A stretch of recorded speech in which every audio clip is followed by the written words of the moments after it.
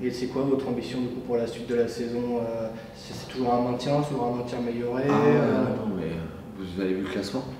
C'est très serré. Vous regardez et ça va être serré jusqu'au bout. Ouais. Ça va être un vrai combat. Et aujourd'hui, l'objectif pour nous, c'est de continuer à prendre des points, à faire tourner le compteur. Voilà, c'est une semaine à 3 matchs. Ça va être le 3e match demain déjà.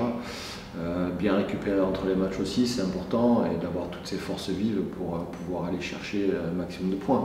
Donc nous on ne se pose pas la question, on sait que notre objectif à nous c'est le maintien, on le sait, et pendant plusieurs années je pense que ce sera ça si on a la chance de pouvoir continuer dans cette division. Donc on veut prendre des points et on sait que tous les matchs sont très très difficiles.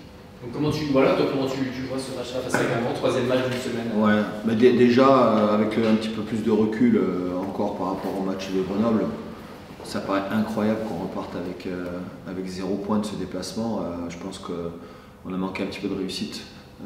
Ça s'est pas joué à grand chose, mais le minimum c'était le match nul là-bas. Voilà, on a un petit peu trébuché face à Grenoble en termes de résultats. Pas forcément en termes de contenu, parce que le contenu, notamment sur le plan offensif, a été très intéressant et il nous a manqué voilà, cette petite réussite ou cette finition et cette efficacité qu'on avait plutôt retrouvée notamment face au PFC.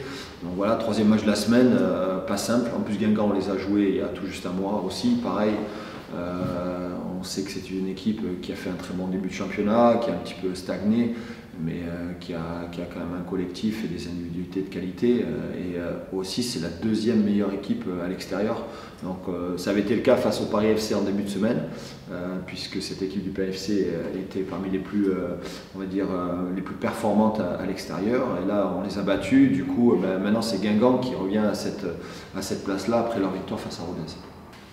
Oui, ça, est-ce que vous avez digéré cette défaite à Grenoble? Ouais, déjà, cette défaite à Grenoble, ça fait mal. Mais bon, heureusement qu'on joue 72 heures après. Ouais. Et voilà, on essaie d'entamer le match prochain. Je trouve que c'est une bonne chose, toi, d'enchaîner directement après. Ça vous évite de trop réfléchir, de trop gamberger? Ouais, ça nous évite de trop réfléchir ou rester sur la défaite. Mais bon, comme je l'ai dit, heureusement qu'on joue 3 jours après. Ouais. Ça fait moins mal. Je crois que tu es le joueur de Ligue 2 qui a remporté le plus de duels, qui a gagné le plus de duels. T'aimes ça, toi, les duels? Non, c'est pas que j'aime ça, mais c'est le foot, c'est comme ça. Soit tu gagnes, soit tu perds des duels. Donc, essayons de gagner des duels. Mais c'est important, quand on est footballeur, d'être présent dans les stats, d'être, voilà, t'es le joueur qui gagne le plus de duels. C'est important pour se montrer, pour se vendre auprès des autres clubs? Bah oui, je suis un joueur offensif, donc ça compte. Et les autres clubs, ils voient ça. Donc si je suis un joueur qui ne gagne pas de duel ou être performant devant, ça va être compliqué. Est-ce que tu as senti que les adversaires s'étaient un petit peu adaptés à toi? En début de saison, c'est vrai que tu avais un peu plus de liberté. Maintenant, on sent que tu es quand même un peu plus...